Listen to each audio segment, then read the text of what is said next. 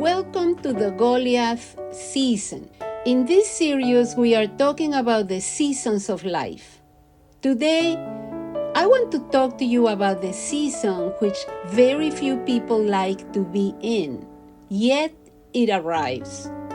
And just as I told you at the beginning of this series, seasons are going to arrive either way, and they are going to demand a degree of faith, a greater degree of understanding.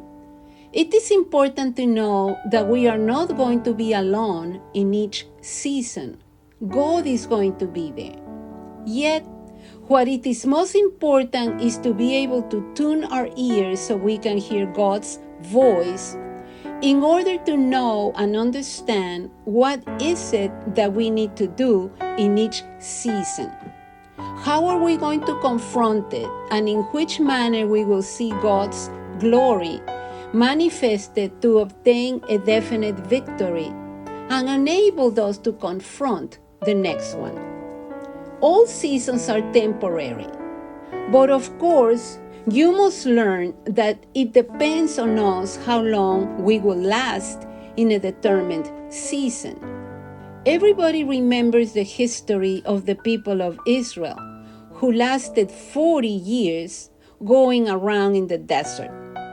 Although the road was short to get to the promised land, the hardness of their heart, their disobedience, their lack of faith, their gossiping, and other things they brought from Egypt, since they did not dispose of it, since they did not let go of it, and kept it in their hearts, instead, it became a stumbling stone in their walk.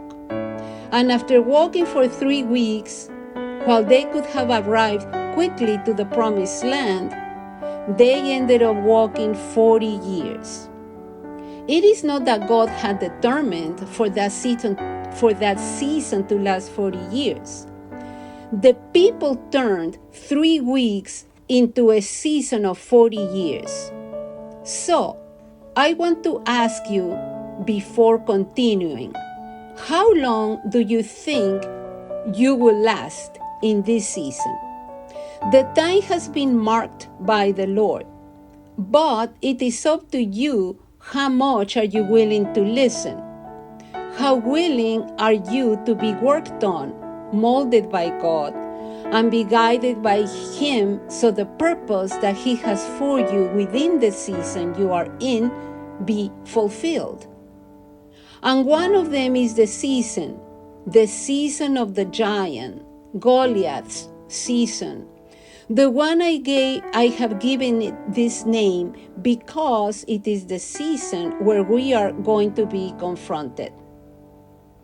It is the season of opportunities that other people would not be able to see, but that you have learned to see in the midst of the trial, that you have learned to see in the midst of the crisis. When a giant rises and comes to challenge you, God simply allows him so you can see that that giant is the sign of a rise. So you can see that that giant is the sign of an opportunity that God has already placed there. Those who do not have God in their hearts, those who find it hard to trust, those who have not known God, may think that the giant they have in front of them is the end. But it is not. The Goliath season is not the end, my beloved friends. It is the place where there is an opportunity, where you will be able to show that faith that has been prepared in the desert. That faith that was molded in the anonymous season. You remember, do you not? Behind the sheep, there, where no one sees you, where you were praying, where you were calling out, where you were crying. That room is the secret place which no one knows, only you and God. Now comes the time to act. For faith, if it's not acted upon, it is not faith. Faith is accompanied by action. The action shows the level of faith we have, and the giant measures that level of faith so it can be known. Always keep an eye on this. The giant will measure the level of faith. In other words, if a giant does not come, it's because your faith is not fit to confront him. But if the giant comes, it's because God is reminding you that you have faith for that season. You have the faith to be manifested in that season. And a giant announces a rise. Keep this in your heart. In 1 Samuel chapter 17, we go to the second season. It is a season of life. Perhaps you are in it, facing the giant that David met called Goliath, who terrified everyone and is now in front of you. He can be called husband, wife, son, daughter, family, debt, banks, sadness, depression, sickness, bad news, whatever name you want to call it today. But I can assure you that you have a Goliath in front of you, which is synonymous with good news. Some might say, but Pastor, look, everybody's afraid. Goliath is attacking us. How can you tell me that it is synonymous of good news? Because I told you at the beginning, Goliath, the giant, presents himself as an excuse from God for a promotion, to bring out what God gave you in that intimate place to show his glory over you, to use you. In the previous season, there was only silence, solitude. No one knew you. Now, this season is a new opportunity that God is giving you. And 1 Samuel chapter 17 verse 4 says the following. A champion named Goliath, who was from Gath, came out of the Philistine camp to face the forces of Israel. Now he describes him. Look how he describes him. This giant was almost 3 meters tall. He was a giant.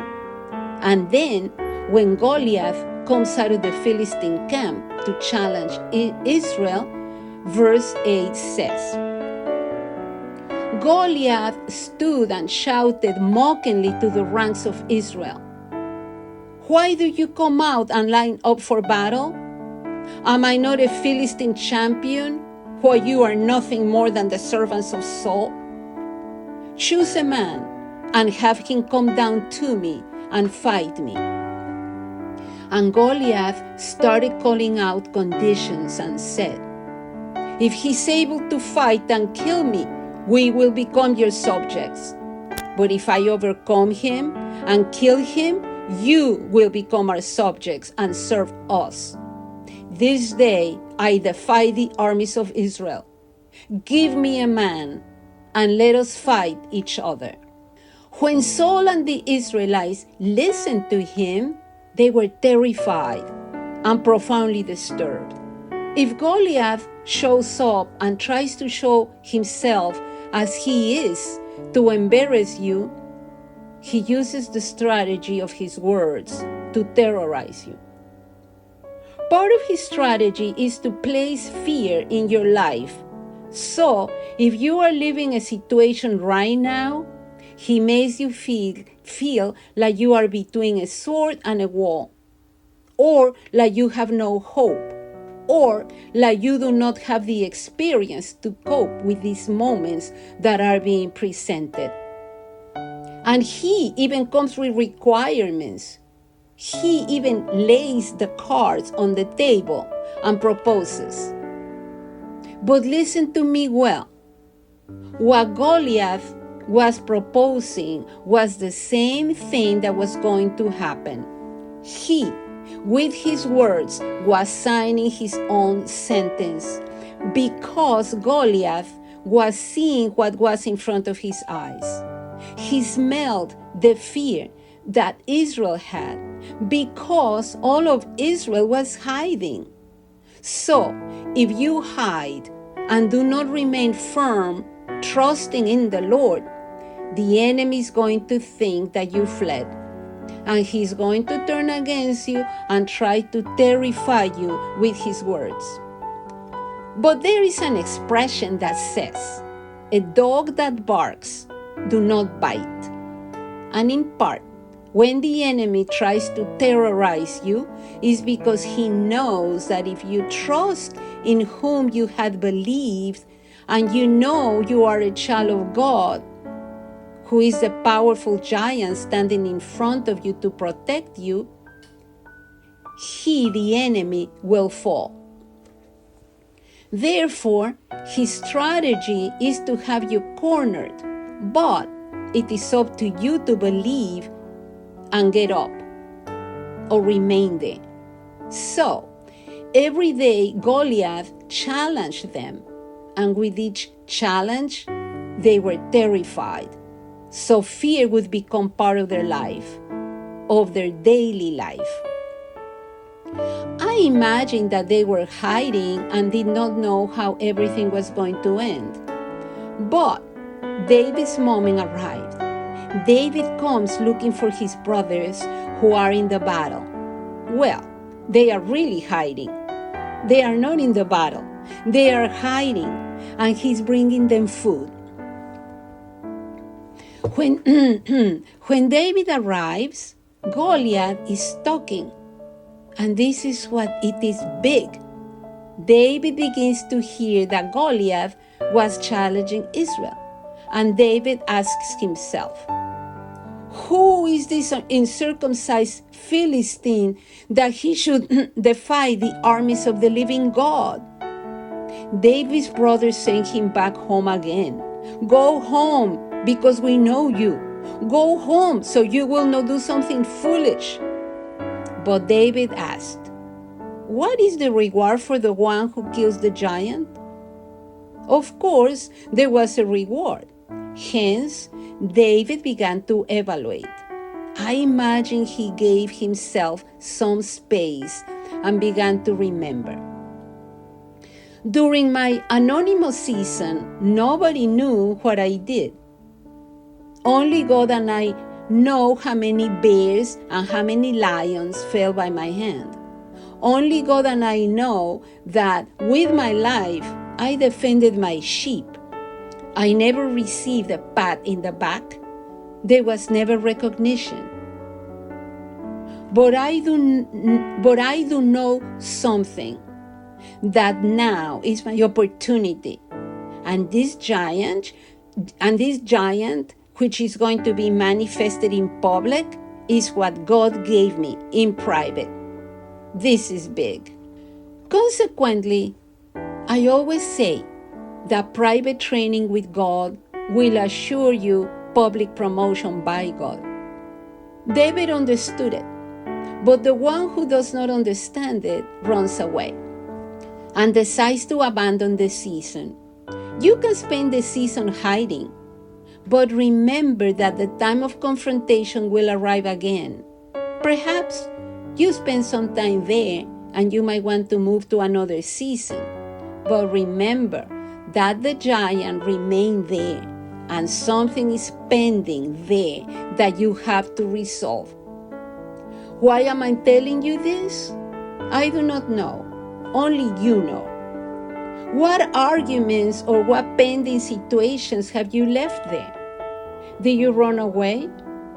Did you leave without resolving it? Now is the moment to do it, because it was a giant that you left awake, and he's waiting to be confronted. And he who has believed in the Lord only can stand up and face him. David did it. So David finds himself face to face with the giant.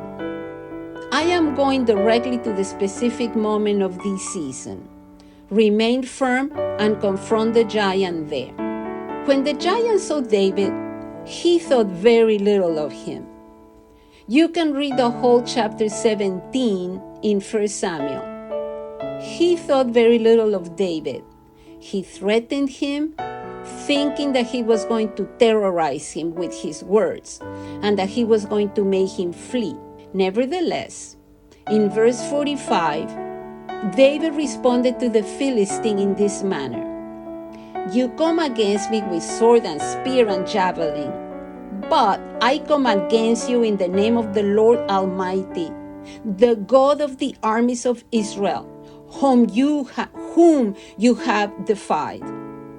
This day the Lord will deliver you into my hands, and I'll strike you down and cut off your head. This very day I will give the carcasses of the Philistine army to the birds and the wild animals, and the whole world will know that there is a God in Israel." Wow! No one in Israel could face Goliath like David did. Was it overnight? No. David was coming from the previous season where he had been prepared by God in their intimate place, where he had been trained in anonymity. He knew it was his moment. There was no difference between Goliath and the bears he had defeated. There was no difference between Goliath and the lions he had defeated, because he had strengthened himself in God. Consequently, since he had learned to strengthen himself in the Lord, using a sling and 5 pebbles, without a sword, without an armor, he did not have to copy anything else. Only what he received by grace. By grace he gave. Grace means to be able to do things in God that without Him we would never have been able to do. This is what grace means. The power of God in us that makes us do things that without Him we would never have been able to do before. So there was a whole army hidden. A boy of anonymity arrives and says, "I am going, and I am going to defeat him." And he speaks directly to the giant. After he spoke to him, he proceeded to do what he had to do. He uses his sling to throw a pebble, and that pebble hits the giant in the head. Goliath fell down but did not die there.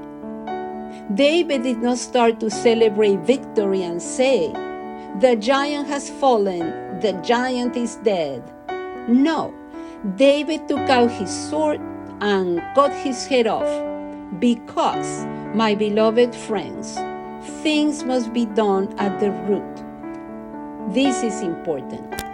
Today, which is the giant you have in front of you? Strengthen yourself in the Lord. Remember the promises that God gave you in your intimate place. Perhaps you have been prepared for this moment. Do not remain quiet. Do not flee. Please do not leave it for tomorrow. Perhaps it's time to confront the giant. Remember that although it's not your fight, you are not alone. You come on behalf of God. He is your backing, and you will not be ashamed. Thank you for this season, Father. Thank you for what you teach us through your word, and for reminding us of the importance of having faith, of trusting, of knowing that you are with us, and of understanding that victory is marked by you, that the giant is not an obstacle. Rather, it is good news, because something awesome is about to happen. Help us take that leap of faith, and thank you for this season. In the name of Jesus, Amen. This was a translation of a devotional delivered by your pastor and friend, Elias Hoyos. He sends you blessings.